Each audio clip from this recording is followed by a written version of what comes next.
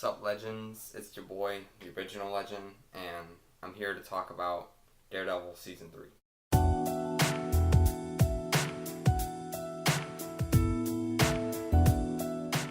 So, I watched 7 episodes Friday, then I watched 6 today. Today's Saturday, by the way. So, I just finished, right? And I gotta admit, it was the best season at Daredevil, hands down. I really like the character of Maggie. I think she's gonna be the new, Father Lantom. Oh, this is a spoiler video, by the way. Spoiler video. She did a really good job, and I love how they worked it into the ninth or 10th episode. How she was like his mom, Matt's mom. And he was just really shocked. I mean, I'd be shocked too. But anyway, that's just me. So, I think my favorite episode was probably the last one because it really derives a lot from the Born Again comics. And if you haven't read those, go ahead and read them. It tied all loose ends, but it made new ones, if that makes sense.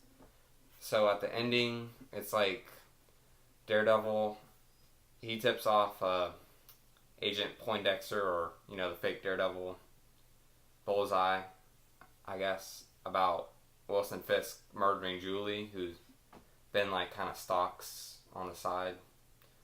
So Ben's like, alright, I'm gonna kill this dude, but Matt actually saves him because he wanted Wilson Fisk dead, right? But he just didn't want him. He didn't want to kill him because it was like his Catholic moral code. Oh, and the season has a lot of Catholic Christian imagery in it. Not only imagery, but also it's him as well, Matt as well. He's having this internal conflict of Matt versus Daredevil, his alter egos, and his spirituality is having its own warfare. They really illustrated that well.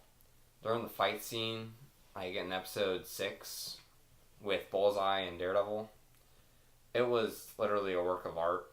I heard some guys call it straight out of the comic books. I completely agree with that. It's literally like they took a page of the comic books, right? And they literally just ripped them out and alright, how do we get this into a TV screen? And they did it. It was in the New York Bulletin.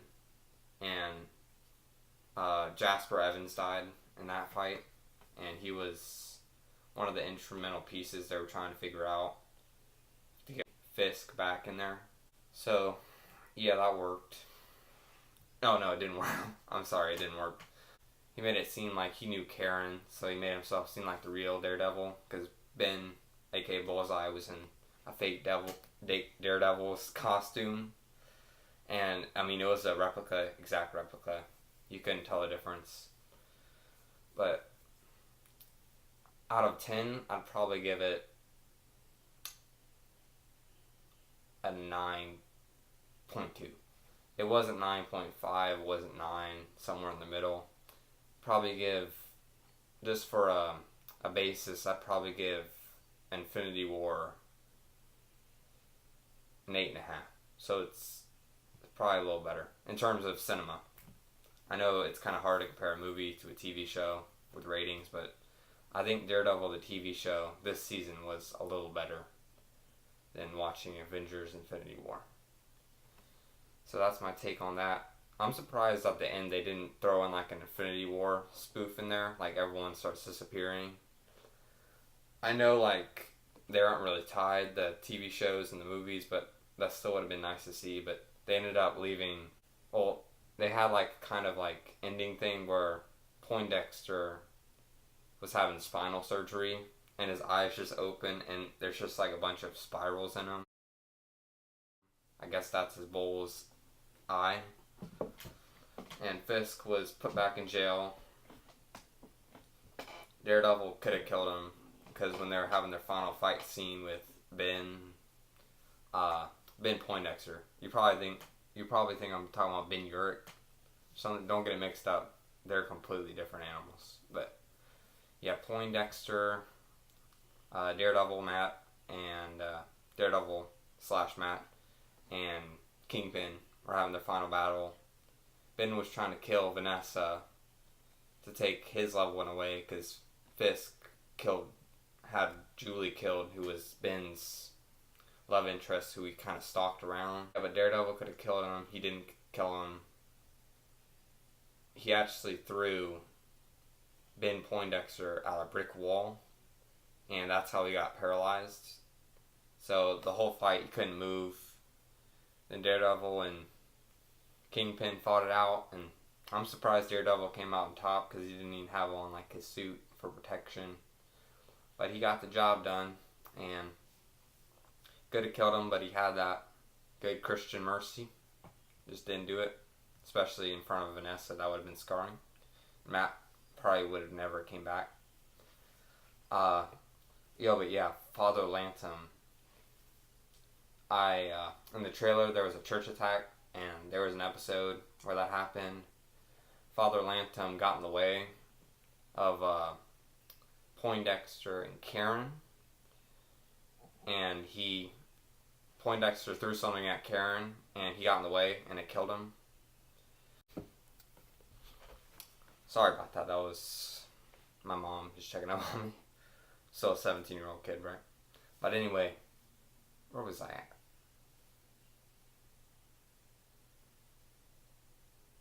Oh yeah, Father Lantom got in the way. He was super brave of him. And actually, they had his funeral in the final episode. And Daredevil, Matt, he was disguised as Matt, because not everyone knows. Oh yeah, and that was another thing I was surprised about too. Not everyone found out Matt was Daredevil. Like in the Born Again comics, Fisk put it public, this dude is Daredevil. But, I mean, they didn't do that. Not everyone knows. Only Fisk knows, I think.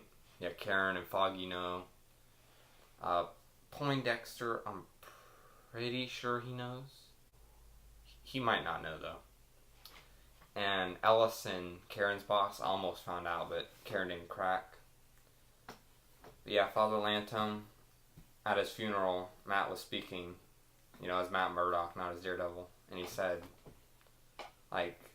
this was a man without fear, or something along those lines. I don't have the exact quote. But it was really just a moment of where you finally realize, Matt's returned, and his light's back in him, and he still hasn't killed anyone yet. In the movie, I think he actually did kill someone, because he threw him in front of, a train track, the movie with Ben Affleck. But he didn't do anything like that in the TV show. So yeah, that's my take on Daredevil Season 3. First 5.5 episodes are a little slow, but you're still intrigued. You're still wanting more. Then the rest of the season is literally if the whole season was episodes 7 through 13, I'd probably give it a 10, hands down. It was extremely good. If you like the Born Again comics, you'll like this season. They have pretty much a whole episode just about Karen Page.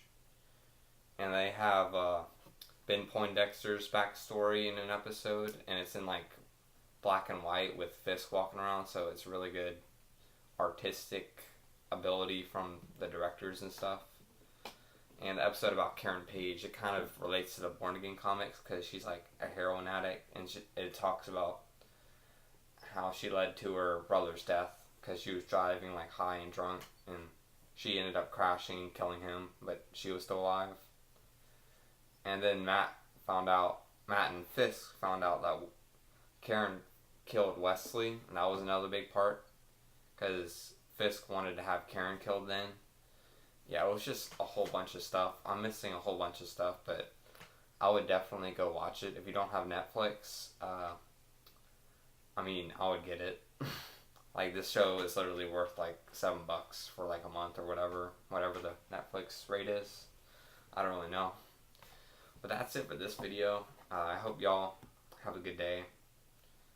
Sorry I haven't made a video in a while, but I don't have that many subscribers, and I have a lot of AP classes, schoolwork, So that's about it, and I'll definitely edit this video because there's a bunch of times where I'm just like staring off into the distance and stuff like that.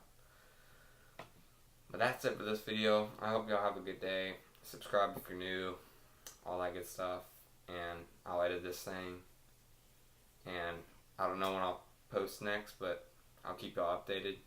Oh, if you want to follow me on my Instagram, I'll put it down like somewhere right here.